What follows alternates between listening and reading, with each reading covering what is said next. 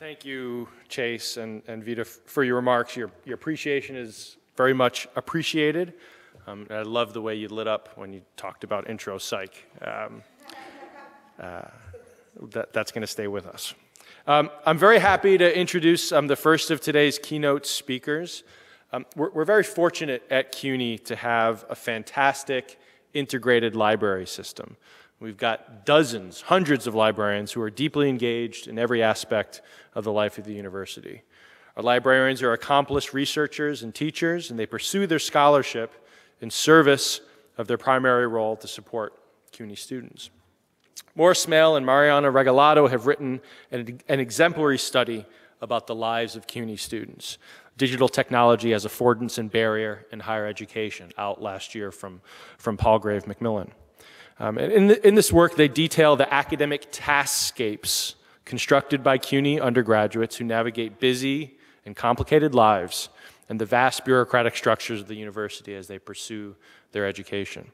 They complicate our understanding of college students as tech-savvy digital natives, and they make specific, actionable recommendations for policies and strategies that universities like CUNY can pursue to make digital technology more directly serve the goals of our students.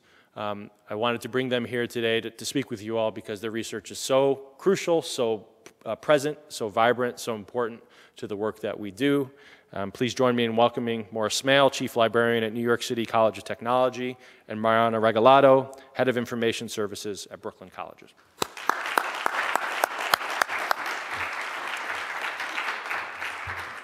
Thanks, Luke, and thanks, everybody.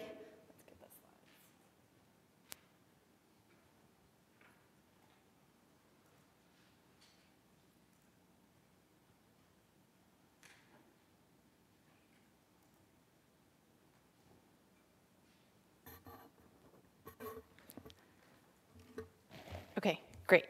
Thank you, Luke, and thank you, everybody, for organizing Teach at CUNY Day today and for inviting us to speak. We're really glad to be here this morning.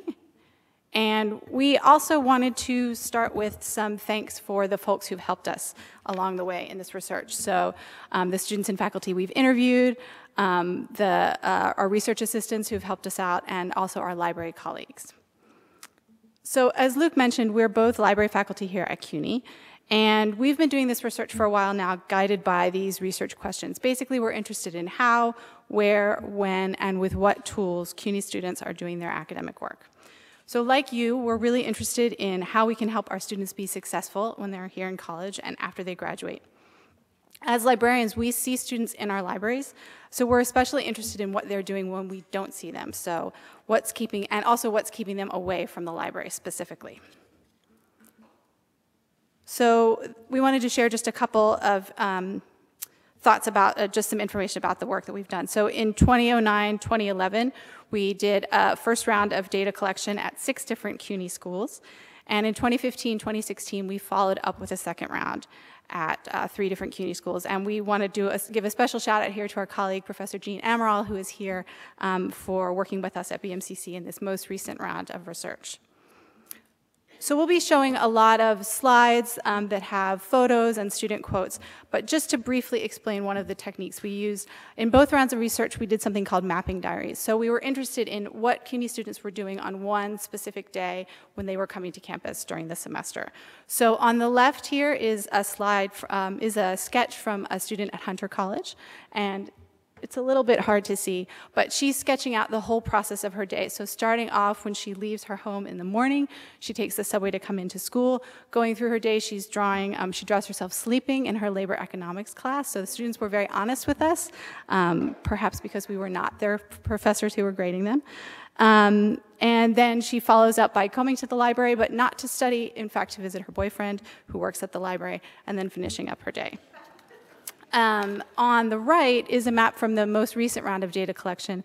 And for this round of mapping diaries, we were actually working with colleagues at 5 other colleges and universities around the country. So what we did is we sent out text messages to students throughout the day, and they responded to them. And when we got that data back, we were able to geocode those. So on that map, you can see the BMCC students are in red, Brooklyn College students are in green, and City Tech students are in blue. So this is all of the aggregate data from about 20 students at each college and all of the places that they went in one day. So as you can see, and as we know, right, they're all over the city. And what's been most fascinating, and is really the reason that we keep doing this work, is that we're finding that our research has given us the answers to questions that we didn't even know to ask. We have also been surprised at the broad similarities between CUNY students. So we have a vast university with really diverse students and community colleges through graduate schools. However, we're finding that most of the time, students' strategies and challenges are actually remarkably consistent across the colleges that we've studied. So today we want to share briefly what we've learned about CUNY students' lived experiences. So we'll talk first about where students are doing their work. We'll also talk a little bit about the technology they're using to do their work, and finally about the process that they're using when they have research assignments. So let's start with locations. As we know, the overwhelming majority of CUNY students do not live in college housing, and many of our students, from traditional age through adult, share their residence with more than one person, most often family members, though sometimes friends and roommates. Their living situation has an enormous impact on how students do their academic work. Some share a bedroom, some use the living room or the living space as their bedroom, and finding a quiet spot at home for them to do their studying can be challenging. The photo on the left here is from a Bronx Community College student, and this is a response to one of the prompts that we gave, which is to take a picture of a place at home where you study. When we interviewed this student, she told us that this is the hallway outside of her apartment. She studies there because it's quiet and she can sort of escape from her younger siblings. She also told us that when her neighbors see her studying in this location, they talk to her and she said, and here's a quote, "They admire me, for putting so much hard work into my schoolwork." So she felt like she got that support from her neighbors. The photo on the right is a Brooklyn College student. He uses this small desk in the living room to do his homework. So note that the TV is visible here, just sort of in the edge of the photo. When we asked this student about the TV, he responded, "Everybody knows that when I'm in the living room and I'm studying, they can't come in and watch TV." And actually, when we asked students to take pictures of places at home when they studied, we often saw pictures of things like TVs and video game systems, right? So there are a lot of distractions in there for students at home. This slide, we heard about students who prefer to do their schoolwork at home despite the potential distractions because of the other features of home that they saw. So the drawing on the left is from a City College student. And this is when she gets home at night and she's ready to study, right? And you can see she has her computer, she has some food, she has her bed, she has some good lighting. So this depicts some of the attributes about home that we heard from students who prefer to study at home. The opportunity to eat, so most of us don't allow eating in our libraries. The comfort provided by soft seating, and in this case, her bed. And we did get a lot of pictures from students of beds as places they wanted to study, although many of them also acknowledged that a bed was not always the best place to study because sometimes they fell asleep. The photo on the right is from a Bronx Community College student. She had school-aged children, and she told us that she liked to study at home at her kitchen table with her children, and they would all do their schoolwork together. And this was an environment that she felt was supportive for both her and for her children to do their work. So like us, CUNY students are almost all commuters. The Student Experience Survey, which is administered every 2 years, reveals that most CUNY students commute between about 45 to 60 minutes each way. And so depending on how many days a week they have to come to campus, that can start to add up. And that we've also heard that from the students that we've talked to in our research. So this is a map from a BMCC student. Again, this is one of the mapping diaries. And she lives in Queens. And you can see on the top left that she leaves her house. And first she needs to take the bus, and then she has to take the subway to get to school, and then she has to do the reverse to come home. And we really like this map because of the way that she drew sort of around in a circle to get back home. And this student is on the higher end of the commute. She's about 80 minutes each way. So the students we interviewed shared many details about their commutes with us. Most of them try to use at least some of their commute time to do their academic work. And if you look on this slide on the lower right, this is a Bronx Community College student who drew in his research process interview. He drew himself doing some work on the bus. And actually, if you look closely, you can see he actually drew himself with 3 arms. He's reading, taking notes, and holding onto the bus pole all at the same time. So would that we could all do that. Beyond our course reading, we also heard students say that they write papers and other assignments on their phones on the commute. Some complained about the lack of internet access throughout the subway system, But as Wi-Fi service propagates, it'll be interesting to see if that makes it easier for students to do some of their work on the train or the bus. We also heard that it's easier for students to work on the commute if they get a seat, which of course depends on the time of day that they're coming to campus, where they get on to the subway or the bus. But public transportation is not an ideal environment for students to do their work, and most students also acknowledge that. We did have several students who said that they just couldn't do any work on the train, even though their commute was very long. So given these challenges of studying at home and studying on the commute, it's no surprise that many of the students we talked to preferred to study on campus, and most often if they preferred to study on campus, they did prefer to study in the library, which made us happy. So we have lots of photos from students of study carrels. So we often think about study carrels as kind of old-fashioned furniture. And in fact, I have had a conversation with the architect at City Tech who wanted to get rid of our study carrels. And I've said, no, we cannot get rid of the study carrels because students really value them for their privacy. It's a distraction-free space. They really feel like it's a space of their own where they can focus. So we have specific photographs of study carrels and quiet study areas. The photo on the left is from BMCC. On the upper right is from Brooklyn College. Also, that photo shows natural light. Students also like natural light. On the bottom right is some study carrels at the Science Library at City College. And for the campuses that had bigger libraries or multiple libraries, a lot of students really valued finding those out-of-the-way places where they could really get a sense of privacy. On the flip side, we also heard, and in many cases, and City Tech is one of those cases, we continue to hear from students about their dismay when it is loud in the library. Our students are often fitting their study time into very busy schedules. It definitely affects them if they're counting on being able to study in the library at a specific time, but they can't find a spot because it's too loud. We also heard from students, again, that they valued natural light. So the photo on the left is from Hunter College, and the one from Brooklyn College, and the previous slide, natural light as opposed to the fluorescent institutional lighting that many of us have. We also have many, many pictures of books themselves in the stacks. I think this is from Hunter College, but we actually have them from every library. Many students found value in being surrounded by books while they did their academic work. They told us that the books lent a sense of seriousness and weight that made it easier for them to concentrate. Some also told us that the presence of other students studying around them did the same thing. It made them feel like they had to work, as long as those students weren't talking, of course. So ultimately, what we heard from students about where they chose to do their work is about intentionality. They were making intentional choices to the extent that the external constraints that they're under allowed them to do so. So this is a quote from a City Tech student. And it describes the process that he went through. When I interviewed him, he sort of talked about, when he started, he was really struggling. He couldn't find a place to do his work. But when he realized that he could do his work in the library and that it was a quiet space where he could focus, he really started doing better in school. So that was really good for us to hear. We also heard a lot from students about technology. So like us, students have smartphones. They're the all but universal technology for students. We did meet some students in our first round of data collection in 2009, 2011 who didn't have a smartphone, and we actually met a couple who didn't have a phone at all. But in 2015, 2016, every student we interviewed had a smartphone. Students really appreciate their smartphones. They take full advantage of the various features, as this quote from a City Tech student illustrates. Students told us about using the camera. They actually use the camera in very innovative ways. They take photos of their readings. They take photos of the textbook that they bought that they leave at home because they don't want to carry it with them to campus. They take photos of the textbooks that they get from the library on reserve. They take photos of the whiteboard in class.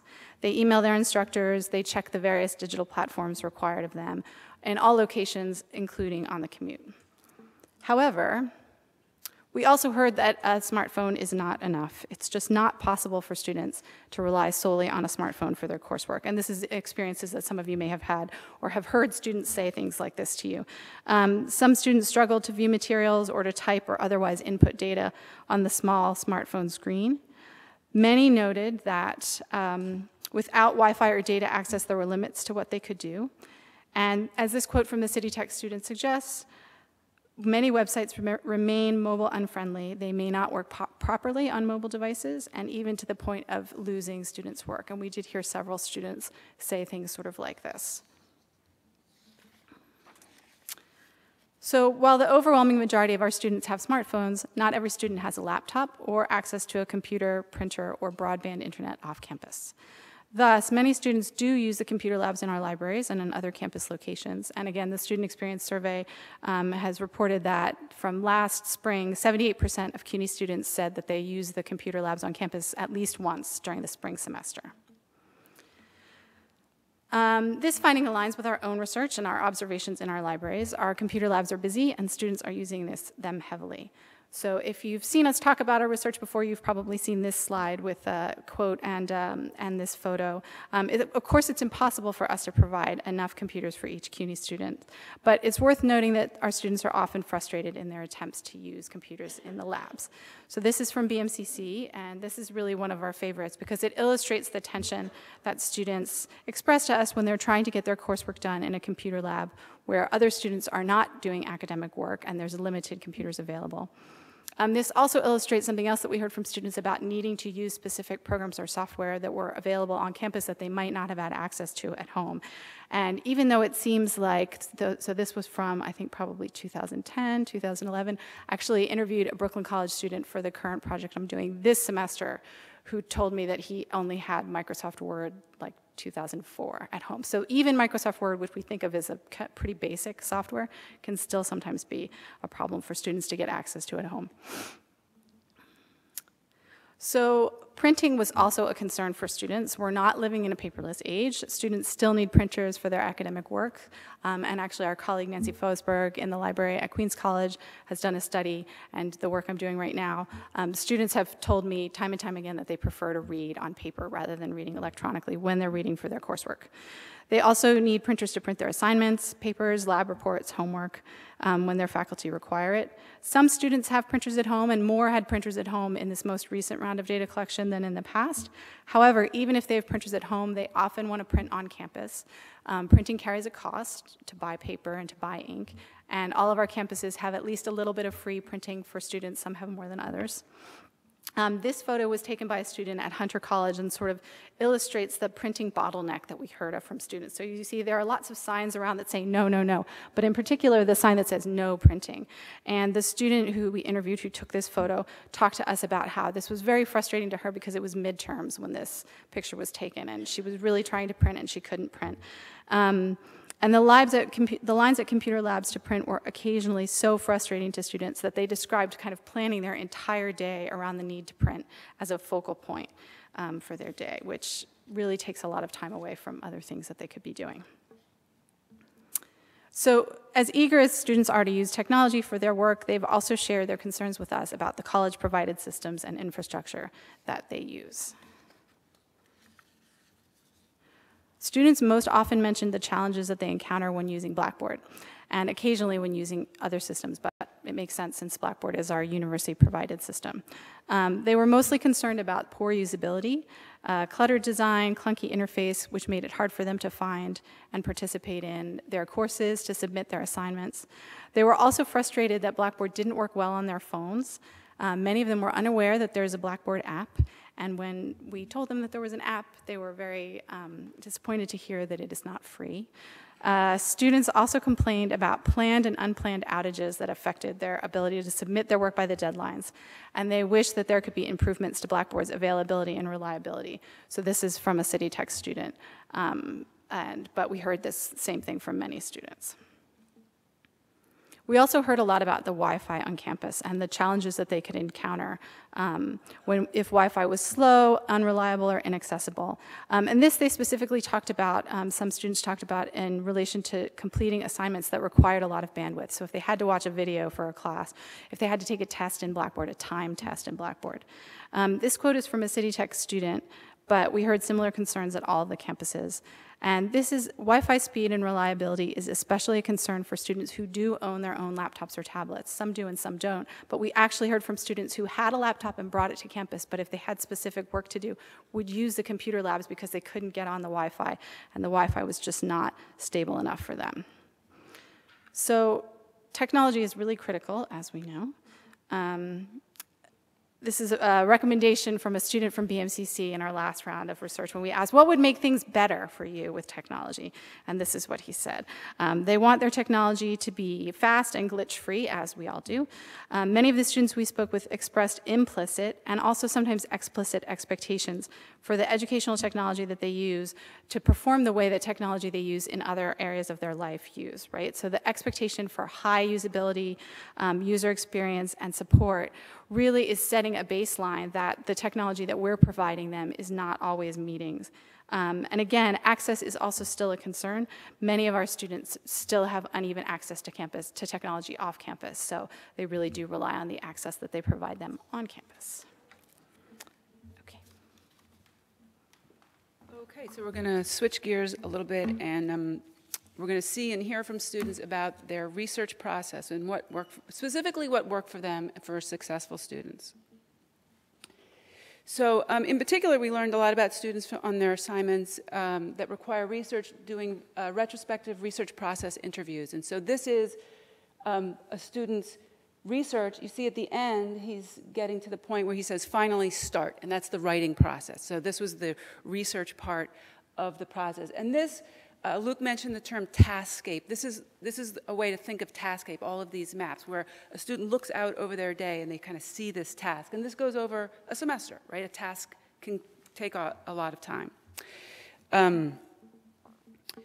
So the first key, the most important key for students to be successful in this process is to develop a topic, to develop a good topic, a topic that they understand, and a topic that makes sense to them, and of course one that meets your requirements. It may sound obvious, but not having a topic was really an incredible sticking point for students. They simply could not get started on the process. They couldn't put keywords in, they couldn't think about what kind of results they were getting, and they couldn't get to their reading. So you can see here's a student throwing things away and then finally having that moment of clarity. And it was actually a whole page of throwing things away. So part of what was key to students in this topic development was brainstorming. So you can see in this student's Scape, he starts coming up with an idea. He's got that question mark over his head. They all had that moment of quizzicality, followed by brainstorming and research, what we call pre-research or pre-search, right? This is an incredibly important step for students, followed by an 18-day lazy period. On day 21, he realizes that he has a due date coming up, and then he does what librarians will tell you is so important in research, is he gets into an iterative process. He goes back, right? He goes back to what he was thinking about before and then finally completes his work. And we have kind of an insight into that lazy period, which is while students do procrastinate and they do recognize that they procrastinate, and these images on the left from students really acknowledge that. That lazy period, if a student has done brainstorming and thinking and pre-research, that lazy period is actually like a fallow period, right, where those ideas are simmering. So the students who were successful communicated to us that this was part of their process. It was almost inevitable. They would think, they would research, they would fall asleep for 18 days, and then they would wake up with an idea. And you can see there's a quote there where the student really is overtly thinking about that process. Okay. So a little bit about research. So students love Google. We have many, many pictures of the Google search screen. When we asked, the prompt was, where do you do your research? And they have a lot of experience looking for things on Google. It's what they know best. It's what they find reliable and easy to use. And there's really no getting around that. And in fact, acknowledging that can be really helpful. So for example, they know how to find background information on their topic by going to Wikipedia. They know how to mine the sources at the bottom of a Wikipedia article to help them start their research. And that is a bit of knowledge, a bit of research experience that translates really well to library research. It's a way to form a bridge for students, and that's what we do in the libraries. We show them, you already know how to do these things, and then we're going to build your toolbox for doing library research. But they will start on Google. There's no question. Many of our students actually were sophisticated researchers. You can see a photo here of a student who has many library cards, and she was ready to go. And some of them have had library instruction or been to speak to the librarians in the library, and so they've gotten some additional tips. But one of the things that you can do as instructors is to help make that bridge for them. And without ever really calling it that, students indicated to us a lot about the importance of scaffolding. And that's where, you know, skills are learned sort of incrementally and they build on each other. So you can see here's an image from a student who kind of drew her process as steps, and she indicates those key points. One of the ways that we saw students being scaffolded was this kind of punctuated deadlines that they were given throughout the semester, where they had to do, perhaps hand in a preliminary topic, perhaps with some keywords. They needed to hand in an annotated bibliography, take a library workshop, do an outline, hand in a first draft. So those punctuated deadlines, the orchestratedness of it, as the student calls it, were extremely helpful to them. To a person, they loathed it during the semester. They couldn't stand it. It was such an agony to them to be forced to do these things. But they all really appreciated it in hindsight. They were able to recognize that it helped them not procrastinate, but also to understand what the steps were.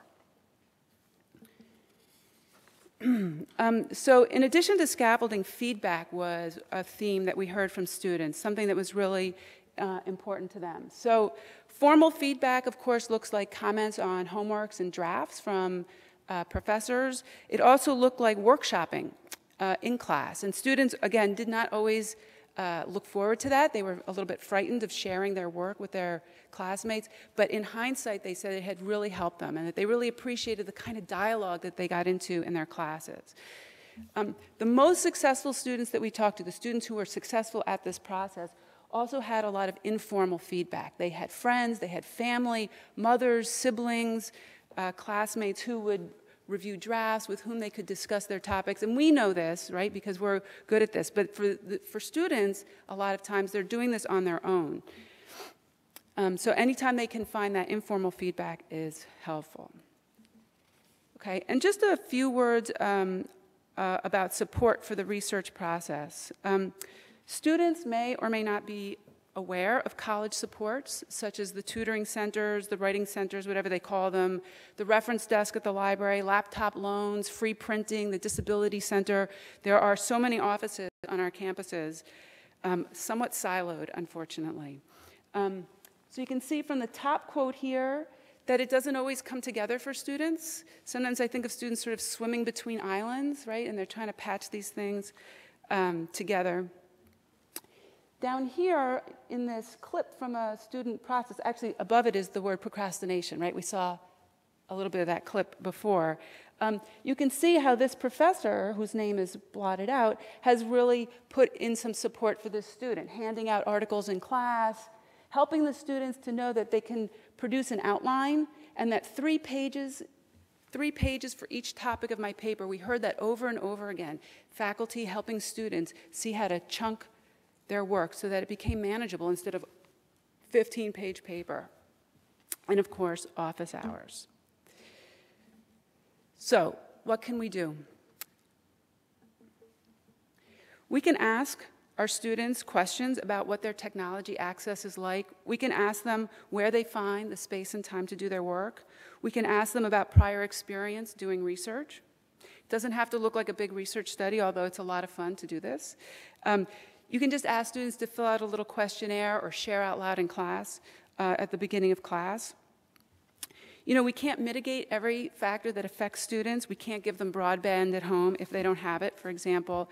But knowing more about their experiences can help us help them to work around their constraints. We can be flexible wherever possible. For example, accepting assignments electronically rather than requiring everything in paper requires a shift, perhaps, in how we grade, but it also allows students to skip the printing step. So that's just one example. Things you'll find your own things as you work with students. It's also really important to advocate for access and support for students. Even on our space-constrained campuses, we have so many different kinds of offices that all of the faculty and the administration and the support staff and the IT staff and the librarians, we can't know everything that's available for students. So one of the things we can do is we can familiarize ourselves as best as possible with these and help students to seek them out. And finally, our advocacy will be most powerful when we collaborate, by going to these offices, meeting the people there, getting to know them, and finding out how, in fact, they can support us. And we actually would recommend that you start by connecting with your local librarian. Libraries are always open. Anytime the campus is open, there's somebody at the reference desk really waiting to speak to you and to your students to provide support for what you're doing. So you can come and just ask us how to get started. Questions?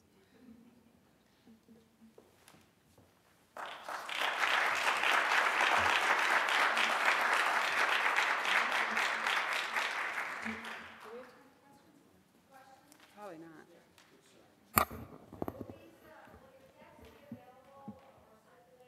Yeah, we'll put everything on our project website, which we should add. Our project website, the URL is there, and all of our research protocols are there too. So even if you want to do like a smaller part of this or use this as well, everything's on there. It's all Creative Commons licensed. You're welcome to use it.